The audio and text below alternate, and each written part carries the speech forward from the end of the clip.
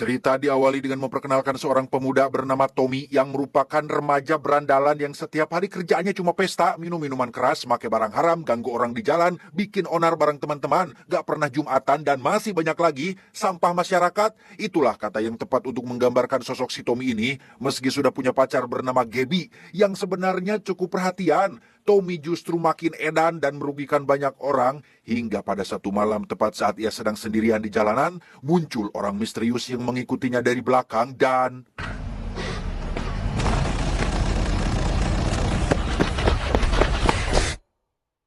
Sejenak kita tinggalkan dulu Tommy dan beralih kepada seorang om-om terhormat bernama Chris yang kebetulan sedang mewawancarai calon ART di rumahnya bernama Rina. Ini rarainya. Layaknya pria terhormat yang sangat apik dan profesional, Chris mengajukan sejumlah pertanyaan untuk memastikan Rina bukan merupakan orang yang bermasalah, yang setelah mendapatkan jawaban memuaskan, Chris langsung menerima Rina sebagai ART barunya dan diminta datang ke rumah tepat jam 11 esok siang. Wonderful. That's fantastic. Everything seems legal and above board. If you wouldn't mind just signing here. Keesokannya, Rina terlihat sudah berada tepat di depan gerbang rumah Chris yang lokasinya sangat jauh sekali dari keramaian dan punya halaman yang sangat luas. Sesampainya di dalam, Chris langsung melakukan pemeriksaan untuk memastikan Rina tidak bawa sajam atau alat berbahaya. Dan sesuai aturan di rumah ini yang melarang penggunaan smartphone, Rina pun diminta menyerahkan ponselnya, kecuali dia pakai iPhone. You put everything else back in your pocket. Saat Chris sedang menjelaskan tentang kontrak kerjanya, muncullah istri Chris bernama Catherine yang tampak seperti sosok pendiam dan jarang ketemu orang, di mana Chris juga memperkenalkan Rina kepada putra sematawayangnya bernama Jonathan yang terlihat cukup antusias dengan keberadaan ART baru di rumah ini. I'm Jonathan, I'm 10 and I like Disney films and... Hi, I'm Katrina. Selesai mengenalkan istri dan anaknya, Chris pun mengajak Rina ke ruang bawah tanah untuk diperlihatkan dengan seseorang yang mungkin akan sangat membuat Anda terkejut, yaitu...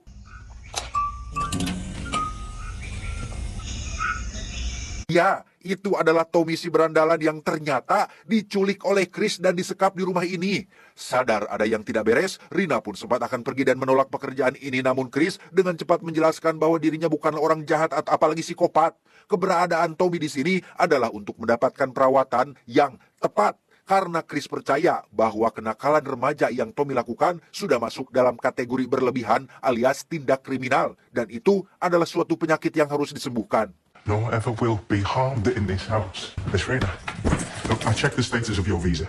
I ran a background check on you. Sempat berpikir sejenak, Rina pun teringat dengan statusnya di negara ini sebagai seorang imigran yang kebetulan sedang kehabisan uang, sehingga meskipun berat dan tidak lazim, Rina setuju untuk menerima pekerjaan ini.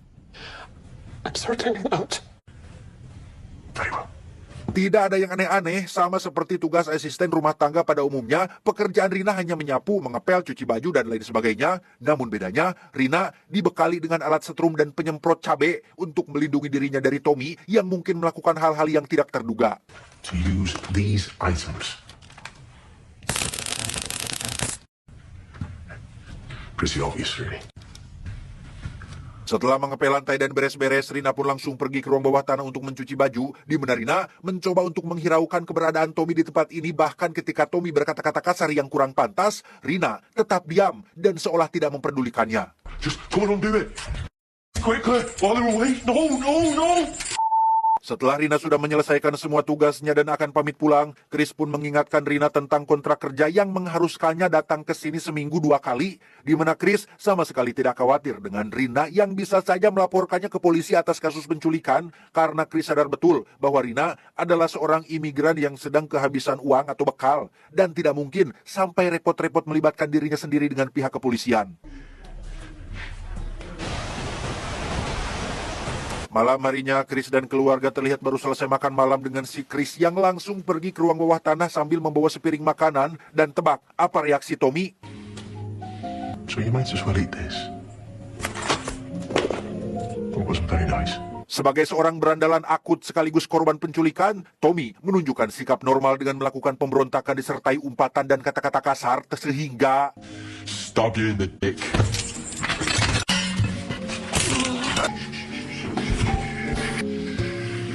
Setelah menenangkan Tommy dengan cara disetrum, Chris pun membawa sebuah televisi yang menayangkan salah satu postingan Tommy di akun media sosial ketika ia dan teman-temannya dengan sengaja menabrakkan mobil di jalanan umum. Bagi Tommy itu adalah sebuah kesenangan, namun untuk orang normal seperti Chris yang mengklaim punya moral dan taat bayar pajak, itu adalah perilaku orang sakit, sakit jiwa, sakit mental, sakit kewarasan. Orang yang sakit harus disembuhkan. Itulah alasan kenapa Tommy ada di sini sekarang. This is not a movie, Tommy. This is real life. Semalaman, Tommy terus memberontak dengan mencoba melepaskan rantai mengikat lehernya, tetapi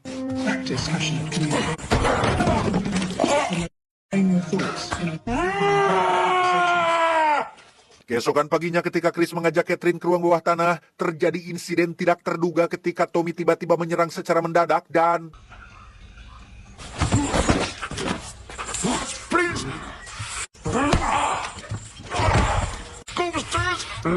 melihat Tommy yang berbuat tidak sopan kepada Catherine istrinya, Chris pun langsung mengambil kotak perlengkapan khusus untuk membuat patuh seseorang yang karena Tommy terus berteriak sambil berkata kasar, Chris pun menyemprot matanya dengan air cabai dan langsung memukulinya hingga babak belur.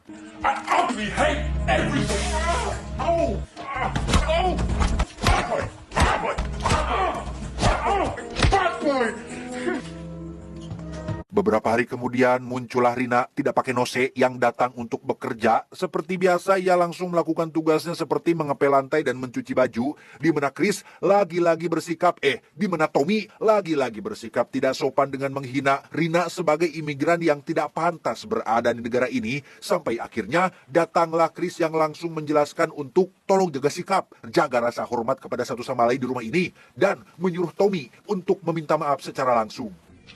I'm sorry, no, I'm sorry, okay. Well, I won't do it again. Disinilah poinnya, Chris hanya ingin membuat Tommy menjadi anak baik, anak yang patuh dan penurut. Kekerasan yang ia lakukan tempo malam semata-mata adalah untuk menjadikan Tommy lebih baik. Bahkan Chris mengaku sendiri bahwa dirinya merasa sangat sedih ketika sampai harus memukuli Tommy seperti kemarin. Tommy, we're not psychopaths. Sebagai bentuk permintaan maaf, Chris pun mengizinkan Tommy pergi ke atas untuk menonton film bareng Jonathan yang tentunya masih dengan leher yang terikat rantai. Tidak ada tekanan, tidak ada intimidasi, Tommy diperlakukan seperti keluarga sendiri. Bahkan saking terbawa hanyut alur cerita filmnya, Tommy sampai meneteskan air mata yang membuat Chris dan keluarga langsung memperhatikannya. Oh, can I get some sleep? Setiap hari, Tommy dipaksa menonton video berisi konten-konten positif yang menjelaskan tentang bahaya narkoba dan cara mengatasi pikiran negatif, seolah sedang dicuci otaknya. Tommy benar-benar stres dan depresi, namun cara tersebut rupanya berhasil membuat Tommy menyerah dan tidak punya pilihan lain kecuali patuh dan total merubah sikapnya. I would like to apologize for what I did to you. I promise not to do it again. Meskipun masih atas dorongan keterpaksaan, Tommy akhirnya bersikap baik dengan mengaku menyesal telah bersikap tidak sopan, termasuk sempat melempar baju ke wajah Catherine, di mana perubahan kecil ini membuat Chris sangat bangga karena memang itulah tujuan utama dari semua ini. Apology accepted. I'm so proud of you, Tommy. Meskipun Tommy sudah bersikap baik, bukan berarti terapinya sudah selesai. Chris kembali menayangkan video kenakalannya sendiri untuk melihat reaksinya seperti apa sekarang. Dan ya, Tommy masih bisa tersenyum dan itu sudah cukup menjadi bukti bahwa Tommy belum sepenuhnya sembuh dari penyakit. What's your point? Like, I don't get it. Karena masih belum mengerti apa maksud dan poin dari semua ini, Tommy pun memberikan sedikit ancaman untuk menakut-nakuti Chris dan Catherine dengan menjelaskan bahwa dirinya mengaku masih berstatus sebagai napi bebas bersyarat. Semakin lama ia tidak terlihat di luar, petugas pengawas mungkin akan curiga dan mulai mencariku. Namun yang Tommy tidak tahu adalah Chris sudah mencari tahu banyak tentang kehidupan Tommy sebelumnya. Semua kenakalan yang dilakukannya berhasil lolos dari jerat hukum, sehingga tidak ada yang namanya petugas pengawas, tidak ada orang yang akan mencarinya. Semua kenakalan yang Tommy lakukan didasari atas kurangnya rasa perhatian dan kasih sayang, dan di dalam hati terdalamnya, Tommy jelas mengakui hal tersebut. It's quite impressive, really. How you've managed to aimlessly float through your whole life completely unnoticed. Keesokannya, Chris kembali memberikan hadiah berupa pemanjangan rantai agar Tommy bisa pergi ke kamar mandi sendiri, di mana Catherine juga memberikan beberapa buku filsafat dan kehidupan untuk dibaca. Sempat menolak buku tersebut yang dianggap hanya buang waktu, Tommy pun menoleh ke arah Chris dan langsung menerima hadiah tersebut.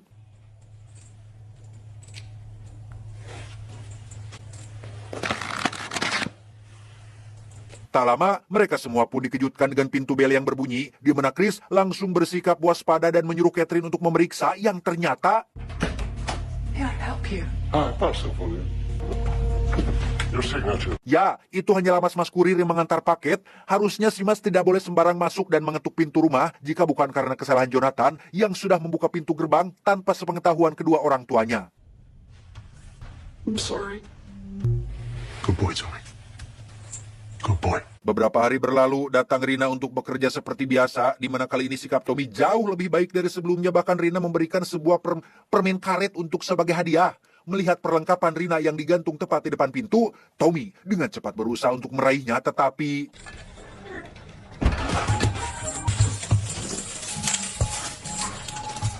Tak lama, Tommy pun mendengar suara langkah kaki yang membuatnya langsung duduk dan pura-pura baca buku, di mana kali ini Chris dan Catherine menyenayangkan video ketika Tommy sedang melakukan perundungan untuk melihat bagaimana reaksinya sekarang.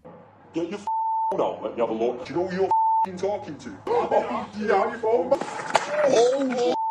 Tidak seperti sebelum-sebelumnya, kedua mata Tommy mulai berkaca-kaca saat melihat dirinya sendiri melakukan perundungan terhadap seorang remaja yang tidak berdaya. Dengan kondisi yang dialaminya sekarang, Tommy bisa lebih merasakan apa yang dirasakan oleh korban yang sudah ia zolimi, dan itu cukup membuatnya sakit hati sendiri. Sejak saat itu, Tommy jadi rajin baca buku karena memang tidak ada hal lain yang bisa ia lakukan kecuali itu. Melihat perubahan dan perkembangan Tommy yang lumayan signifikan, Chris dan Catherine pun sepakat untuk memberikan sedikit apresiasi, yaitu... Gives us a birthday to you. Happy birthday, dear Tommy. Meskipun sedang tidak berulang tahun, Tommy diberikan cukup perhatian dan kasih sayang untuk membuatnya sadar bahwa, oh, dengan aku bersikap baik, ternyata orang lain juga akan bersikap yang baik sama kepada aku ya. Tak hanya diberikan kue, Tommy juga mendapat kejutan lain, yaitu akan diajak keluar rumah untuk melakukan piknik. Tapi sebelumnya, Tommy terpaksa harus dibius terlebih dahulu untuk mencegah hal-hal yang tidak diinginkan. Okay. We promise that you won't regret it, will he?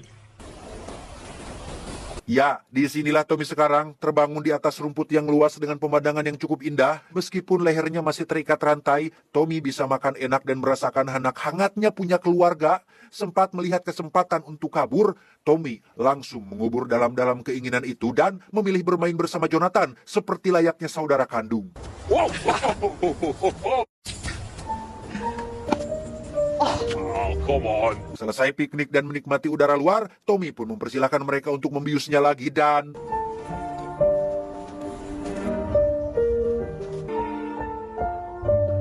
Ketika siuman, Tommy tidak lagi berada di ruang bawah tanah, melainkan sebuah kamar yang khusus disiapkan untuknya. Tak hanya itu saja, Chris juga sudah memasang besi pada plafon sehingga sekarang Tommy bisa mengakses beberapa ruangan di rumah ini dan tetap ada batasan, seperti kamar tidur Chris dan keluarganya dengan alasan keamanan.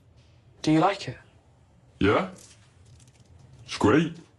Well, I'm still on a lead, aren't I? Menggunakan sebuah gembok yang memiliki 4 nomor kunci kombinasi, Chris membatasi beberapa ruangan yang memang terlalu beresiko untuk Tommy masuki. Bukan tidak percaya, tapi memang iya. Kepercayaan harus dibangun secara perlahan dan hanya waktu yang akan menjawabnya.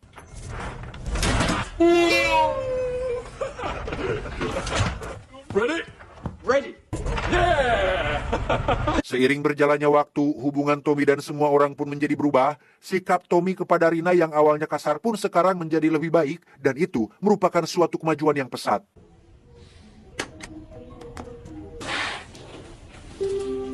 Catherine sendiri terlihat sedang galau dan memang sejak awal kemunculannya kita lihat hampir setiap saat dia suka selalu galau dan jarang ngomong. Bukan karena pendiam, tapi karena trauma atas rasa kehilangan. Karena Tommy penasaran, Chris pun menjelaskan bahwa dulu sebenarnya mereka punya anak laki-laki tertua alias kakaknya si Jonathan. Namun sejak kematiannya beberapa tahun lalu, Catherine menjadi sosok pemurung karena belum bisa menerima kenyataan. I've been thinking. Do you ever do anything together? What do you mean we do lots of stuff together? Dengan gaya selengeannya, Tommy pun menyarankan agar Chris bisa lebih lebih romantis supaya trauma Catherine bisa lebih agak mendingan, kasih kejutan ke atau pakai gaya baru ke. Merasa privasinya dicampuri, Chris pun langsung menghentikan obrolan dan pergi ke dapur untuk bikin seblak ceker. Do I cook? Siangnya saat sedang kumpul bareng, Rina tak sengaja menjatuhkan barang gara-gara sedang banyak pikiran. Menyadari hal itu, Catherine pun langsung memanggilnya untuk ditanya tentang ada apa masalah kamu, Rina. Rina akhirnya jujur curhat tentang situasi yang dialaminya sekarang, bahwa Rina sebenarnya kabur dari rumah, kabur dari keluarganya. Akhir-akhir ini ia sering merasa diawasi oleh orang suruhan keluarganya dan tidak tenang ketika misal harus berjalan di luar, sehingga Catherine menawarkan Rina untuk tinggal saja di rumah ini, karena bagaimanapun juga Catherine dan Chris sudah menganggap Rina sebagai keluarganya sendiri. No, I couldn't. Stay with us. Malam harinya, tepat saat Tommy baru saja mau merem, muncullah Chris yang kepikiran dengan saran dari Tommy tadi siang terkait hubungan suami istri antara dirinya dan Catherine, di mana Chris bermaksud membuat semacam kejutan romantis untuk istrinya dan butuh sedikit bantuan dari Tommy untuk menjalankan rencana tersebut. Thank you. Entah kejutan seperti apa yang sedang disiapkan oleh Chris, Tommy pun langsung melakukan tugasnya untuk mengalihkan perhatian Catherine dengan cara mengajaknya ngobrol di kamar, pura-pura membahas topik yang ada di dalam salah satu buku, sementara Chris dan Rina menyiapkan kejutan di halaman belakang.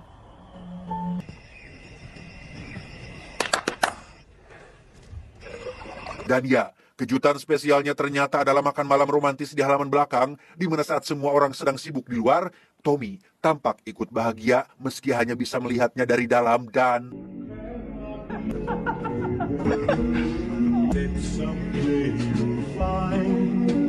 Sempat hanyut dalam kebahagiaan Chris dan Catherine yang notabene adalah penculiknya, Tommy pun dengan cepat sadar bahwa ini adalah kesempatan dirinya untuk bisa kabur. Sempat meminta tolong kepada Rina, tapi ditolak. Tommy pun berusaha sendiri dengan mencoba meraih benda tajam di rak dapur dan...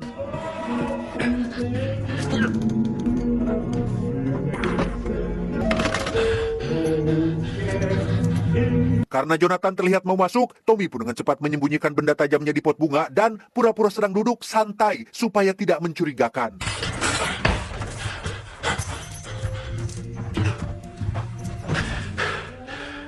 Keesokan paginya ketika Chris baru berangkat kerja ke kantor, muncullah sebuah mobil yang berhenti tepat di depan gerbang rumahnya, di mana itu adalah para preman yang diutus untuk menjemput Rina pulang secara paksa dan...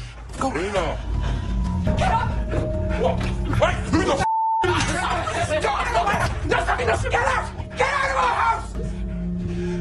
Sempat terjadi ketegangan, Rina pun akhirnya meminta maaf kepada Catherine karena harus ada kejadian seperti ini, di mana Rina tak punya pilihan lain kecuali ikut bersama mereka, para preman suruhan keluarganya yang bertugas menjemput pulang. Tetapi sebelum itu, ia dengan cepat berbisik memberitahu Tommy tentang nomor kunci kombinasi gemboknya dan...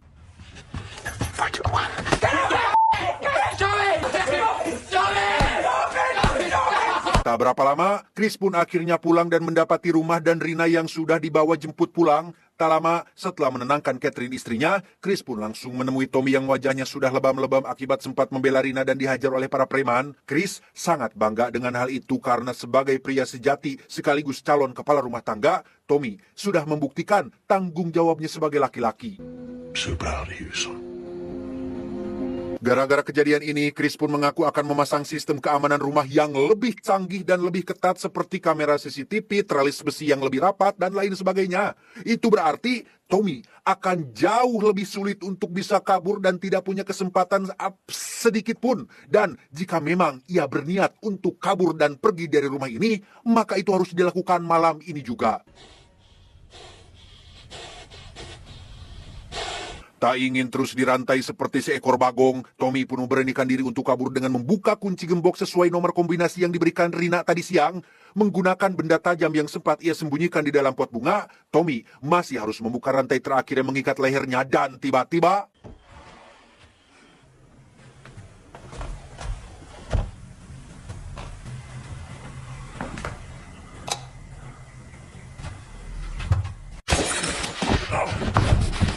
Dan meski sudah berhasil melepaskan rantai dan merebut pistolnya, Tommy tidak memiliki kunci untuk membuka pintu depan dan malah harus berhadapan dengan Chris dan Catherine yang terbangunkan. Di mana Catherine berhasil meluluhkan hati Tommy untuk menyerahkan pistolnya, tetapi... But you're not my family. This isn't real. Meskipun Tommy sudah jadi anak baik dan hatinya menjadi sangat lembut, ia tetap menyadari satu hal bahwa ini semua tidaklah benar.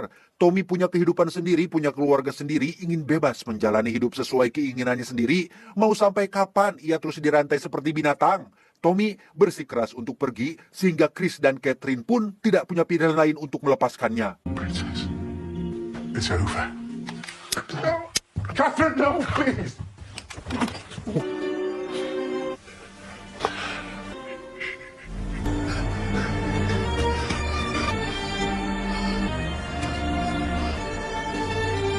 Disinilah Tommy sekarang berada di rumahnya sendiri dengan petugas polisi yang mencoba meminta keterangan terkait kemana menghilangnya ia selama beberapa bulan ini. Alih-alih membalas perbuatan para penculiknya, Tommy benar-benar sudah berubah total. Yang tadinya keras dan kurang simpati, kini ia lebih legowo dengan tidak menceritakan kronologi aslinya dan malah memberikan keterangan palsu dengan mengaku baru selesai melakukan traveling ke berbagai kota untuk mencari jati diri dia yang sebenarnya.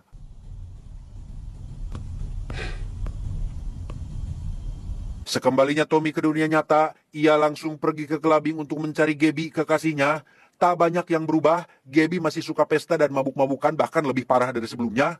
Kasian, Tommy pun segera menghampirinya dan langsung mengajaknya untuk pulang.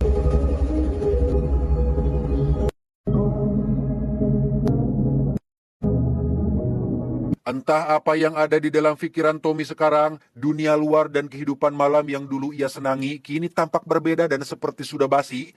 Tommy membawa Gabby berkendara bersamanya untuk dibawa ke tempat yang jauh dari keramaian.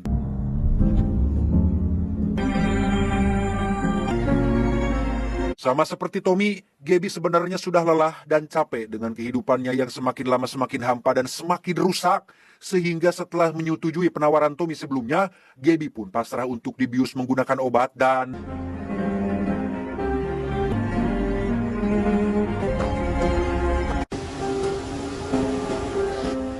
Dan sungguh, siapa yang menyangka jika Tommy akan kembali ke rumah penculiknya bahkan membawa serta Gabby sang pacar bersamanya? Tidak seperti ending film culik pada umumnya, cerita ini berakhir happy ending dengan semua orang yang tampak bahagia.